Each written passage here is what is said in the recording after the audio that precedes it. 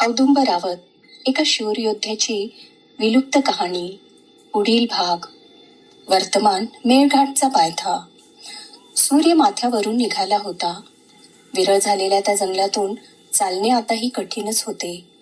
छाया देणारी मोठी झाडे नव्हतीच, होती ती फक्त झुडपे, त्यातही काही बाभळीची. त्यामुळे जमीन चांगलीच तप्त झाली होती. आठवलेल्या प्रसंगाने वीरबाहूचे डोळे अश्रूंनी भरून आले होते. अश्रूंना पुसत वीरबाहूने फकीराकडे पाहिले. फकीरा अजूनही गाढ झोपला होता. झोपेतच तो दुसऱ्या कुशीवर पलटला. त्यामुळे त्याच्या घोरण्याचा आवाज आता बंद झाला. म्हणून समाधानी झालेला वीरबाहू उठून उभा राहिला. ताठरलेल्या पायांवर ताण देत अंग मोकळे करण्यासाठी त्याने हातांना मोठ्याने झटका दिला. इतक्यात त्याला दुरून कुठून तरी माणसांचा सामूहिकपणे स्वाहा स्वाहा असा उद्घोष ऐकू आला. त्याने त्या दिशेने कान टवकारले. सगळे पुरुष स्वाहा म्हणण्याआधी कुणीतरी एक पुरुष कसला तरी मंत्रलय धरून बोलत होता. वीरबाहू पटकन फकीराजवळ गेला.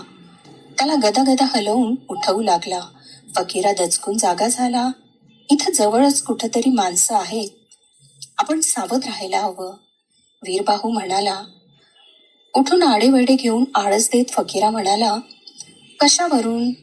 नसेल कुणी, आपण अजून जंगलात आहोत. ती माणसे वाघांना घाबरतात म्हणून जंगलात येणार नाही. आपण अजून थोडी विश्रांती घ्यायची का? असेही आपण आज कबिल्यात परतणार नाही आहोत.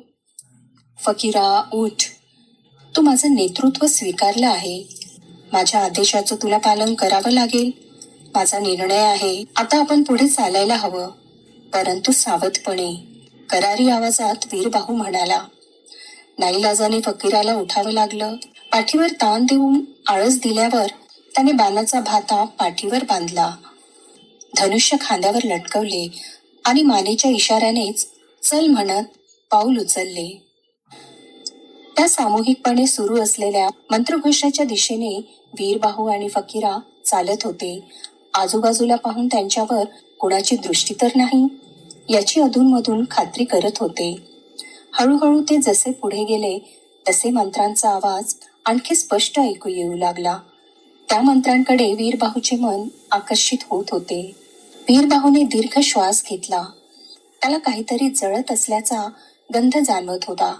फकीराला डोळ्यांनी इशारा करत वीरबाहूने कसला गंध आहे याची कल्पना आहे का असे विचारले. फकीराने एक ओठ बाहेर काढत खांद्यांना उंचावत नकारात्मक मान हलवली. यज्ञात आहुती म्हणून पडणाऱ्या तुपाचा आणि जवांचा तो सुगंध होता. तो सुगंध वीरबाहू आणि फकीरासाठी नवीनच होता, परंतु त्या सुगंधाने त्याच्या शरीरात नवचैतन्य निर्माण झाल्याचा अनुभव त्यांना होत होता. हा सगळा काय प्रकार आहे? ज्या गंधाने त्याचे मन प्रफुल्लित झाले होते, तो गंध कशाचा आहे हे जाणून घेण्यासाठी दोघे पुढे चालू लागले. पुढे गेल्यावर त्यांना दिसले 4-5 बांबूंच्या झोपड्या होत्या. झोपड्यांच्या समोर एक बांबूंचा मंडप होता. मंडपाखाली 20 ते 25 माणसे पिवळसर वस्त्रे नेसून एका अग्निकुंडाभोवती बसली होती. त्यांच्या समोर त्यांचा प्रमुख होता. त्यांनी पांढरे वस्त्र गुंडाळली होती. सगळ्यांच्या दाढ्या मिशा वाढल्या होत्या. काहींचे केस पांढरे होते तर काहींचे केस काळे होते. डोईवर जटा बांधल्या होत्या. सगळ्यांचे वर्ण वीरबाहूसारखे गोरे गोमटे होते. त्यांच्या चेहऱ्यावर प्रखर तेज होता. त्यांच्यातील एकाजवळ सुद्धा शस्त्र नाही. त्यांच्या गळ्यात रुद्राक्षांच्या माळा लोंबकळत होत्या. समोरील अग्निकुंडात स्वाहा म्हणत ते काहीतरी टाकत होते. अलौकिक, वीरबाहू आश्चर्याने पुटपुटला. हो, अद्भुतच, फकीरा डोळे विस्फारून म्हणाला. त्या अग्निकुंडातून धुरासोबत घमघमणारा सुगंध इथून पुढे पावले उचलण्यास बाधा उत्पन्न करत आहे. माझे मन इथेच रुळत आहे. मंडपात कुठे शस्त्र आहे का हे मान उंचावून फकीरा शोधत होता. त्याने सर्वदूर कमीत कमी 10 वेळा नजर फिरवून खात्री केली. त्यांच्याजवळ कोणतेही शस्त्र नाही. फकीरा हळूच कुजबुजला. या लोकांपासून आपल्याला धोका नाही असं मला वाटतं. एक टक शुभ्र वस्त्र गुंडाळलेल्या प्रमुखाकडे पाहत वीरबाहू फकीराला म्हणाला. मी विचार करत आहे, यांच्याकडे शस्त्र नाही तर ही मंडळी काय खात असतील? म्हणजे शिकार न करता कसं पोट भरत असतील? पुन्हा मंडपभर नजर फिरवत फकीरा म्हणाला, कदाचित या सुगंधाने पोट भरत असेल, जसं माझं भरत आहे. हा सुगंध असाच शरीरात जात राहावा असं वाटतंय. अद्भुत आहे हे सगळं, वीरबाहू म्हणाला. वीरबाहूने खांद्यावरील धनुष्य झाडाच्या फांदीवर लटकवले. हातातील गदा सुद्धा झाडाच्या खोडाजवळ ठेवली. वीरबाहूचा असा व्यवहार पाहून फकीरा बुचकाळ्यात पडला. तो वीरबाहूला म्हणाला, वीरबाहू, आपण आपल्या क्षेत्रात नाही. ती मंडळी निशस्त्र आहेत. आपले शस्त्र पाहून बिथरतील. कदाचित या अनोळखी जगात ही मंडळी आपलं मार्गदर्शन करतील. आपण या मंडळींशी मैत्री करायला हवी. ठीक आहे, सर्वप्रथम तू जा. तुझ्यावर त्या मंडळींनी हल्ला केला तर मी शस्त्र घेऊन येईल, फकीरा म्हणाला. तुझा सल्ला गैर नाही, परंतु त्याची आवश्यकता भासणार नाही. ठीक आहे, मी जातो सर्वप्रथम, वीरबाहू म्हणाला. फकीराने होकारार्थ मान हलवली. वीरबाहू संपूर्णतः निशस्त्र होऊन मंडपाच्या द्वाराजवळ पोहोचला. सर्वप्रथम त्या मंडळीच्या प्रमुखाने वीरबाहूवर दृष्टी टाकली. वीरबाहू त्या प्रमुखाच्या तेजस्वी भेदक नजरेला नजर भिडवत होता. तो त्याचे कार्य निरखून पाहू लागला. ते यज्ञ प्रमुख डोळे मिटून पुन्हा मंत्र पुटपुटू लागले. यज्ञ प्रमुखाच्या ओठांकडे वीरबाहू टक लावून पाहत होता. त्या मंत्रांची भाषा समजून घेण्याचा विफल प्रयत्न करत होता तो. ती भाषा उमगत नसल्याने हताश होऊन वीरबाहू स्वतःलाच प्रश्न करू लागला, ही कुठली भाषा? कबिलावासियांची भाषा आणि मातेची भाषा मिळती जुळती आहे. माता जी भाषा बोलते तीच औदुंबरावताची भाषा असणार, परंतु ही भाषा तर अगदीच भिन्न आहे. ऐकायला गोड आहे. त्या पुरुषांचा स्वर हृदयाला स्पर्श करत आहे. ही भाषा मस्तिष्काला नवचेतन देत आहे. ही भाषा मला कळाली नाही तर मी या पुरुषांशी मैत्री कशी करणार? अवघड आहे. इथून पुढे निघून आपण आपला मार्ग शोधायला हवा. काही वेळ वीरबाहू तिथेच ते हवन कार्य निरखून पाहत उभा राहिला. इतक्यात हवनाचा विधी संपला. तेव्हा इतर सगळ्यांचीही नजर वीरबाहूकडे गेली. वीरबाहूला पाहून सगळे ऋषी दचकले. त्यांच्यातील एक युवक म्हणाला, कुणीतरी आदिवासी आहे. हे दृष्ट आदिवासी मांसभक्षी असतात. त्या युवकाचे हे शब्द ऐकून इतर काही युवकांनी त्याला दुजोरा दिला. एक वृद्ध त्यांच्याशी सहमत नव्हता. तो बोलू लागला, नाही, या आधी कधी आदिवासी आश्रमात आले नाहीत. ऋषींना कधी त्रास दिला नाही, मग ते दृष्ट कसे? असे कुणावर ठेपण ठेवण्याआधी शहानिशा करणे आवश्यक आहे. आपण वैदिक धर्माचे प्रचारक आहोत. आपण सर्व प्राणीमात्रांना आपले मानतो. आदिवासी तर मानव आहेत. युवक ऋषीला वृद्ध ऋषींचे म्हणणे पटले नाही. तो त्यांच्याशी वादविवाद करू लागला.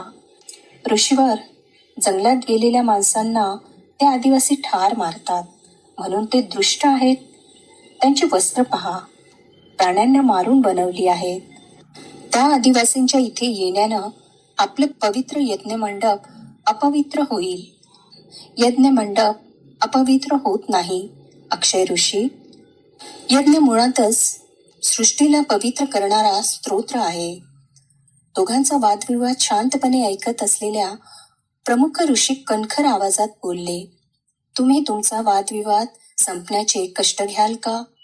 ऋषी अक्षय, तुमचं ज्ञान अपूर्ण आहे. ज्येष्ठ ऋषींचे ऐकून घेण्याची जरा तयारी दाखवा. क्षमा करावे आचार्य. अक्षय ऋषींनी हात जोडून क्षमा मागितली. वीरबाहूने त्या दोन्ही ऋषींचा वादविवाद ऐकला होता. युवक ऋषींच्या मनात आदिवासीबद्दल इतकी घृणा असल्याचे पाहून तो खूप अस्वस्थ झाला होता.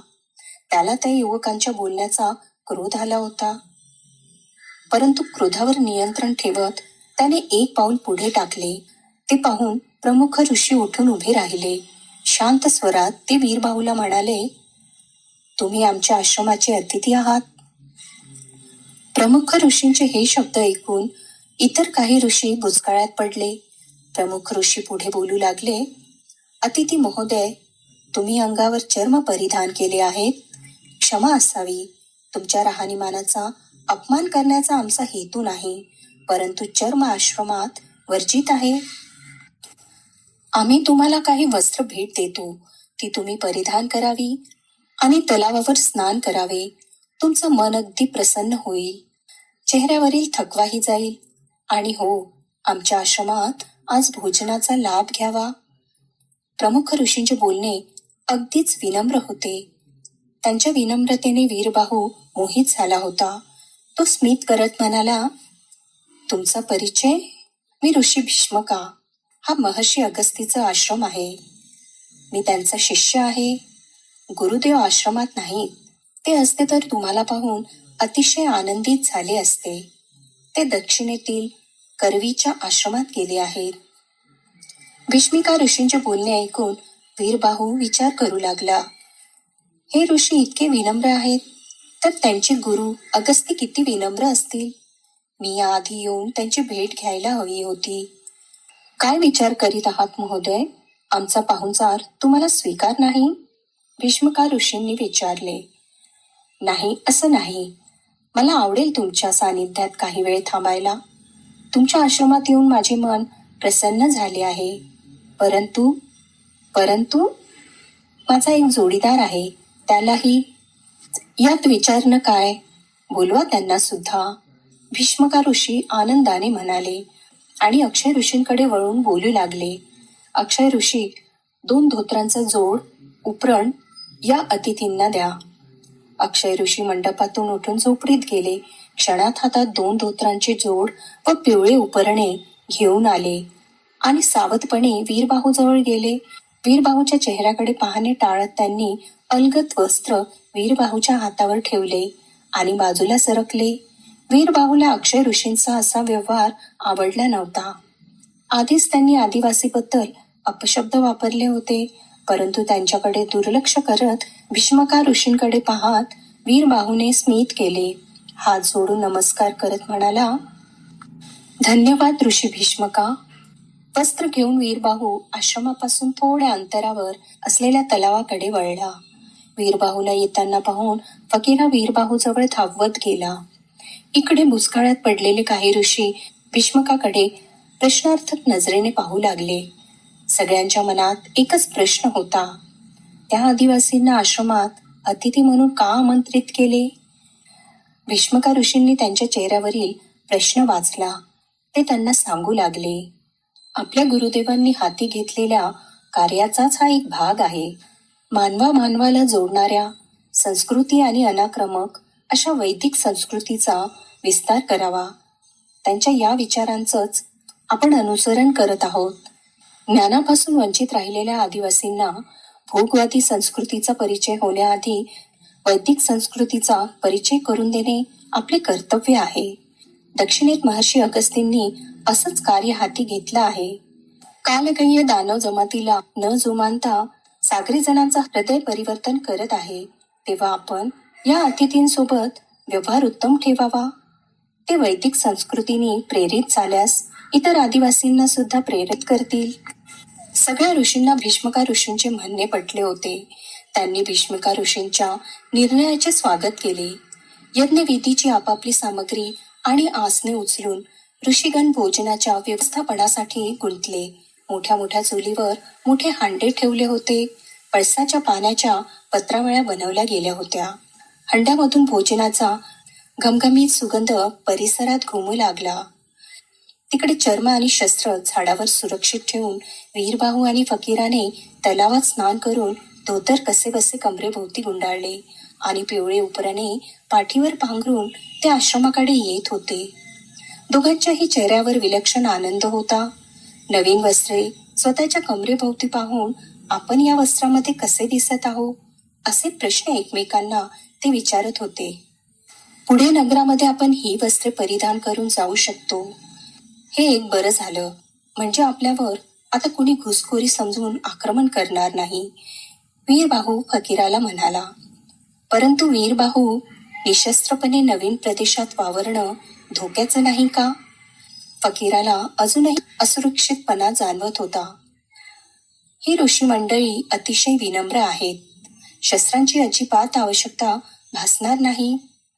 फकीराच्या मस्तिष्काला मात्र वीरबाहूचे असे मवाळवादी विचार रुचत नव्हते. रुचणारही कसे? जंगलातील जीवनात क्षणोक्षणी धोका असतो. त्यासाठी शस्त्र नेहमी जवळच ठेवण्याची सवय त्यांच्या अंगवळणी पडली होती. जीवनात असा अचानक झालेला बदल तो कसा स्वीकारणार होता? बोलता बोलता ते दोघे आश्रमाजवळ पोहोचले होते. रात्रीच्या भोजनानंतर वीरबाहूशी चर्चा करण्यासाठी ऋषी भीष्मकांना वेळ मिळाला होता. ते आपल्या कुटीतून बाहेर आले.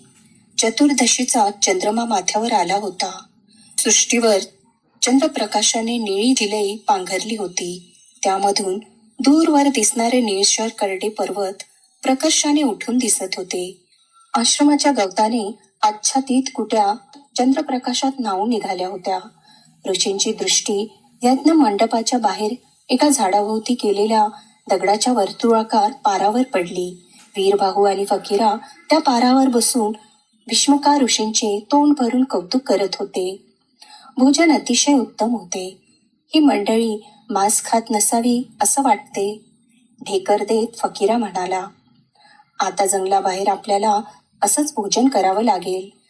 मला ऋषी भीष्मकांचं नवलच वाटतं. त्यांच्या विनम्रतेने ते कुणाचीही मनं सहज जिंकू शकतात.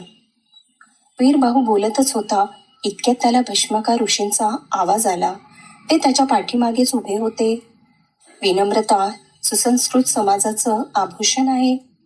भीष्मकांचा आवाज ऐकताच वीरबाहू आणि फकीराने पटकन वळून पाहिले. लगबगीने दोघांनी हात जोडून भीष्मका ऋषींना नमस्कार केला. थकवा जाणवत असेल तर विश्राम करा, मृद स्वरात भीष्मका ऋषी म्हणाले. आम्ही इथेच विश्राम करू, या झाडाखाली. सगळ्या ऋषींसोबत विश्रांती घेणे वीरबाहू आणि फकीराला अवघडल्यासारखे वाटत असावे. भीष्मका ऋषींच्या ती बाब लक्षात आली. ते बोलू लागले. आपण सर्व मनुष्य आहोत. बोलता बोलता भीष्मका ऋषी क्षणभर थांबले. ते वीरबाहूच्या चेहऱ्याकडे निरखून पाहू लागले. वीरबाहूची गौर कांती चंद्रप्रकाशात अधिक तेजस्वी दिसत होती. त्यांनी त्यांची दृष्टी फकीराकडे वळवली. काळाशार फकीरा सावलीप्रमाणेच दिसत होता. मनात काहीतरी विचार करत वीरबाहूकडे मान वळवत ते म्हणाले. महोदय, मी पहिल्यांदा तुम्हाला पाहत आहे, हे सत्य आहे. परंतु काही वर्षापूर्वी मी तुमचा चेहरा पाहिला आहे असा मला भास होत आहे. वयाची 70 ओलांडलेल्या ऋषींना असे धूसर काहीतरी आठवणे साहजिकच होते. परंतु पहिल्यांदाच जंगलाच्या बाहेर आलेल्या वीरबाहूचा चेहरा त्यांनी काही वर्षापूर्वी कसा पाहिला असावा? तो नक्की त्यांचा भ्रम असेल. ऋषीच्या शब्दांचे विश्लेषण वीरबाहू मनातल्या मनात करू लागला. ते निष्फळ विश्लेषण मनातच ठेवत वीरबाहू भीष्मकांना म्हणाले. ऋषी भीष्मका, आम्ही तुमचे ऋणी आहोत. तुम्ही आम्हाला आश्रय दिला.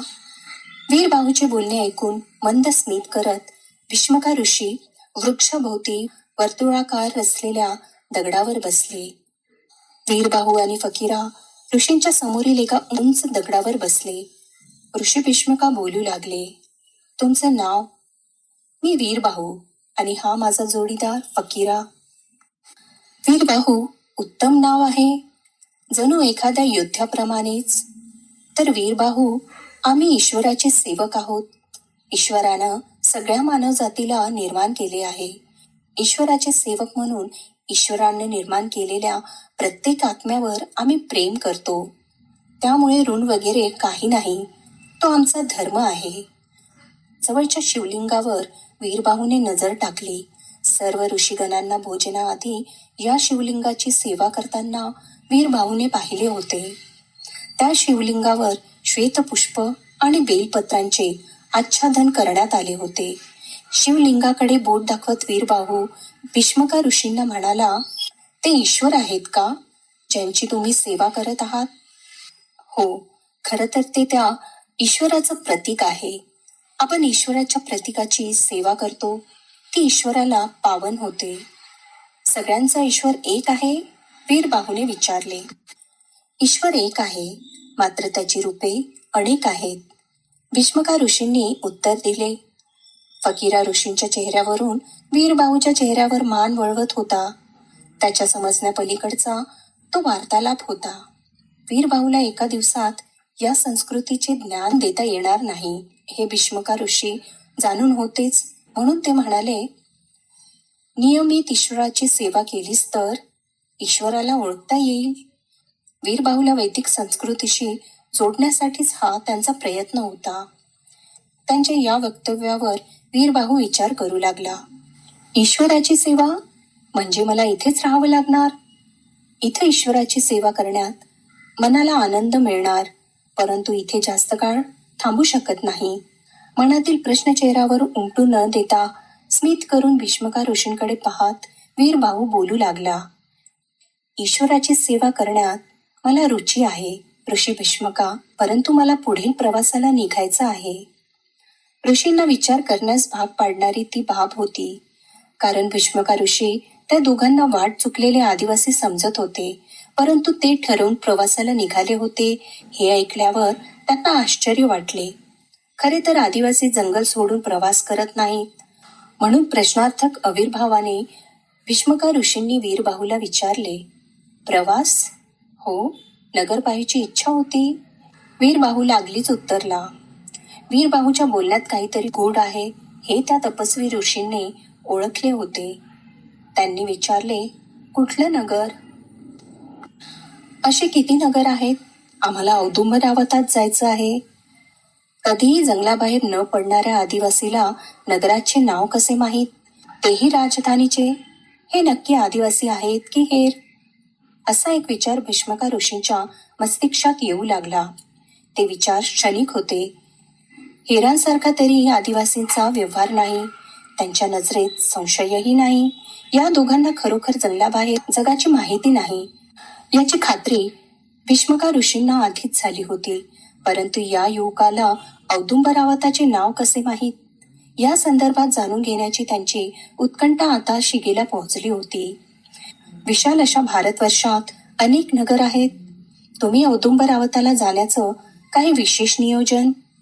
क्षमा असावी, तुम्हाला औदुंबरावतामध्ये धोका पत्करावा लागू शकतो, म्हणून काळजीपोटी विचारत आहे, ऋषी भीष्मका म्हणाले. ऋषींचे शब्द ऐकून वीरबाहू त्याच्या अंतर्मनाशी बोलू लागला.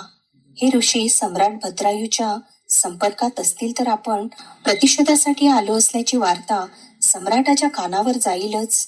सम्राट सावध होतील आणि आपल्याला बंदी करून मारतील सुद्धा, म्हणून सत्य ऋषींपासून लपवलेले बरे. या विचाराने वीरबाहू सावधपणेच ऋषींशी वार्तालाप करू लागला. औदुंबरावतामध्ये कसला धोका? औदुंबरावताचे शासक सम्राट वीरभद्र. वीरभद्र? ऋषींच्या मुखातून हे नवीन नाव ऐकताच वीरबाहू बुचकाळ्यात पडला होता. सम्राट भद्रायू अत्यंत क्रूर शासक आहेत. त्यांच्या सैनिकांनी तुम्हाला हेर म्हणून कैद केलं तर नाहक तुमचा प्राण जाईल, ऋषी भीष्मका म्हणाले. हा वीरभद्र कोण? मातेने तर या नावाचा उल्लेख कधी केला नाही. पित्याचे नाव वीरप्पा भद्रायू सांगितलं होतं. काहीतरी गफलत तर नाही ना? म्हणजे ऋषी मुद्दाम असं सम्राटाचं नाव बदलून सांगत तर नाहीत ना? किंवा भद्रायूचं दुसरं नाव वीरभद्र असेल का? असं असू शकतं, स्वतःशीच वीरबाहू पुटपुटत होता. काय झालं वीरबाहू? तुम्ही गहन विचारात गेलात. वीरभद्र यांचं दुसरं आणखी काही नाव आहे का? नाही, वीरभद्रच या त्याच्या नावाप्रमाणेच त्याचा स्वभाव उग्र आहे. अपराध्यास क्षमा हा शब्द त्याच्या न्यायालयात अस्तित्वात नाहीच, फक्त मृत्यूदंड, तोही नरक यातनाचा मृत्यूदंड. महर्षी अगस्तीची सहचारिणी आमची गुरुमाता लोपमुद्रा या सम्राट वीरभद्र यांच्या आत्या असल्या तरी ऋषीगण सम्राट वीरभद्रवर असंतुष्ट आहेत. वीरबाहूच्या कपाळावर आठ्या उमटल्या. हा वीरभद्र नेमका कोण आहे आणि सम्राट भद्रायूचं काय? या प्रश्नांना तो मनात जास्त वेळ हेलकावे खाऊ देऊ शकत नव्हता. त्याच्या संयमाचा बांध फुटलाच. त्याने ऋषींना प्रश्न केला, सम्राट भद्रायू? वीरबाहूच्या मुखातून भद्रायू याचे नाव निघताच भीष्मका ऋषी दचकले. त्यांच्या तेजस्वी नेत्रांनी वीरबाहूला रोखून पाहिले. त्यामुळे वीरबाहूच्या मुखातून निघणारे पुढील शब्द मुखातच विरले. भीष्मका ऋषींची नजर त्याला निरखून पाहत होती. त्यांच्या मस्तिष्कावर ताण देऊन ते विचारू लागले. धुसरपणे त्यांना वीरबाहूचा चेहरा पाहिल्यासारखा का वाटत होता हे त्यांच्या आता लक्षात आले होते. वीरबाहूचा चेहरा सम्राट भद्रायू सारखा दिसत होता. त्यांनी शांत स्वरात वीरबाहूला प्रश्न केला, तुम्ही ओळखता सम्राट भद्रायूंना? वीरबाहूला आठवले, मातेने सांगितले आहे, बोलण्यावर संयम ठेव. कार्य सिद्ध होईपर्यंत चुकूनही नियोजनाबाबत कुठे वाच्यता करू नकोस. म्हणून तो सावरासावर करत बोलू लागला. नाही, म्हणजे हो, त्यांच्याबद्दल थोडे ऐकले आहे. काही वर्षापूर्वी कोणी एक पुरुष जंगलात आला होता. त्याच्या मुखातून सम्राट भद्रायूबद्दल ऐकले आहे. मोठे पराक्रमी आहेत का ते? वीरबाहू अडखडत बोलत होता. 24-25 वर्षापूर्वी ते औदुंबरावताचे सम्राट होते. ऋषी भीष्मका म्हणाले. होते म्हणजे? होते म्हणजे आता नाही. त्यांचा मृत्यू झाला? वीरबाहूने गोंधळून विचारले. ऋषींच्या मुखातून नाही शब्द निघणार होता, परंतु जिभेला सावरत त्यांनी होकार दिला. ही बाब वीरबाहूच्या नजरेतून सुटली नाही. ऋषी नक्कीच काहीतरी गूढ जाणून बुजून आपल्यापासून लपवत असल्याची त्याला खात्री झाली. भद्रायू जिवंत आहे तर? न डगमगता वीरबाहू म्हणाला. वीरबाहू अतिशय चाणाक्ष असल्याचे ऋषींनी ओळखले होते. मोठ्याने सुस्कार सोडत त्यांनी गंभीर मुद्रेत वीरबाहूकडे पाहिले. त्यांच्या चेहऱ्यावर भय दिसत होता. वीरबाहूने कोंडीत पकडल्याचा अविर्भाव त्यांच्या चेहऱ्यावर होता. वीरबाहूला सम्राट भद्रायूची हकीकत त्यांना सांगावी लागणार होती. सम्राट भद्रायूबद्दल काही सांगण्यापूर्वी वीरबाहू नक्की आदिवासी आहे का याची पुनश्च खात्री करावी असे त्यांना वाटले.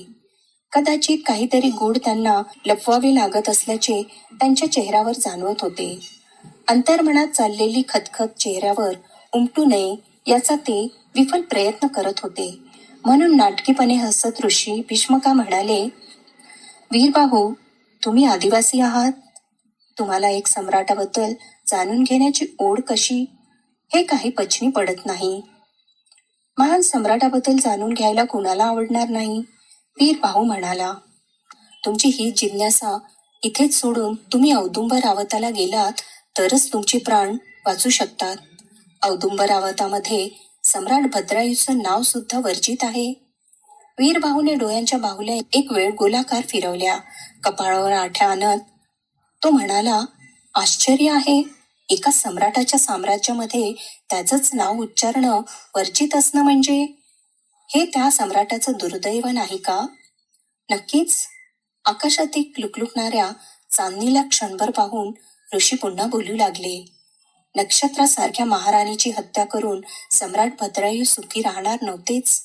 त्यांच्या कर्माची फळं त्यांना मिळाली आहे, परंतु प्रजेला त्यांच्या कर्माच्या फळांचा त्रास सोसावा लागत आहे. देव इंद्रानं स्थापन केलेल्या औदुंबरावत नगराला पृथ्वीवरचं स्वर्ग समजलं जायचं, परंतु आता नरक. कदाचित इथली जनता जिवंतपणी नरक यातना भोगून मेल्यावर स्वर्गात जात असेल, कारण देवाला त्या दुबळ्या जनतेवर दया येत असावी. कदाचित मृत माणसाला ओळखणंही यमाला शक्य होत नसावं, इतके त्या पार्थिवाचे तुकडे केले जातात. बोलता बोलता ऋषी भस्मिका मध्येच थांबले. अंगठा आणि बोटांच्या सहाय्याने पाणावलेल्या पापण्या पुसल्या. त्यांच्या भ्रष्ट झालेल्या मतीमुळे राजमहालात चाललेले कपट कारस्थानापासून बेसावध राहिल्यामुळे त्यांच्या हातून महाराणी पद्मिनीची हत्या झाली. हे दुष्कृत्य करून त्यांनी महाराणी पद्मिनीलाच त्यांच्या आयुष्यातून काढलं नव्हतं, तर साक्षात लक्ष्मीची पावलं त्यांनी त्यांच्यापासून वळवली होती. वीरबाहूला त्याच्या क्रूर पित्यावर आता दया येत होती. क्षुब्ध होऊन तो विचार करू लागला, मी पित्याचा प्रतिशोध घेण्याआधीच माझ्या मातेच्या अश्रूंनी स्वतःच त्यांचा प्रतिशोध घेतला. त्यांचं नाव त्यांच्या साम्राज्यात कुणी उच्चारू शकत नाही, यापेक्षा मोठी काय शिक्षा असावी. परंतु एक वाईट झालं. गरीब जनतेचे असे हाल नको व्हायला. कोण आहे हा दुष्ट वीरभद्र? योग्य वेळ पाहून एका क्षणात आडवा करीन. तो माझ्यापेक्षा सामर्थ्यवान असला तरी काय झालं, परंतु तुर्तास असे अति आत्मविश्वासाचे कयास लावणे योग्य नाही. उद्या पहाटेच इथून प्रस्थान करू. पाहू तरी माझी माता ज्या नगराची महाराणी होती ते नगर कसं दिसतं, ती जनता कशी आहे, जी माझ्या मातेला इतका मान सन्मान द्यायची. तुम्ही विचलित झालात वीरबाहू? तुमची थिजलेली नजर सांगत आहे. वीरबाहूकडे निरखून पाहत ऋषी भीष्मका म्हणाले, हो, व्यथित झालो औदुंबरावताच्या जनतेची दयनीय अवस्था ऐकून. अजूनही तुम्ही तुमच्या मतावर ठाम आहात का? कुठल्या? औदुंबरावत नगर पाहण्याच्या? हो ऋषी भीष्मका, आम्ही उद्या सूर्योदय होताच निघणार. ठीक आहे. वाटेत कुणी सैनिकांनी अडवलं तर त्यांच्यापासून नजर चुकवू नका, जेणेकरून तुम्ही नवीन असल्याचा संशय त्यांना येणार नाही. औदुंबरावतामध्ये प्रख्यात अंबादेवी मंदिर आहे, अवश्य दर्शन घ्या. अंबादेवी? ईश्वरी शक्ती. तिथे तुम्ही नतमस्तक झाल्यास तुमच्यावरील संकटाचं ती निवारण करेन. आणि नेहमी लक्षात असू द्या, सम्राट भद्रायू यांचं नाव ओठावर सुद्धा येऊ देऊ नका. तुम्ही सांगितलेल्या सर्व निर्देशाचं मी पालन करेल. परतताना अवश्य भेटा. नक्कीच. आता तुम्ही विश्राम करायला हवा. आता कुटीमध्ये विश्राम करू शकता. इथे छान निद्रा घेता येईल. या थंडगार हवेच्या स्पर्शानं शरीराचा ताण निघून पहाटे शरीर ताजेतवाने होईल. ठीक आहे, जशी तुमची इच्छा. पहाटे भेटून निघा. स्मित करत ऋषी भीष्मका धोत्राचा सोंग सावरत निघाले. वीरभाऊने क्षणभर त्यांच्या पाठमोऱ्या आकृतीकडे पाहिले. त्यानंतर त्याने आपले लक्ष फकीराकडे वळवले. फकीरा झाडाला टेकून केव्हाचा झोपी गेला होता.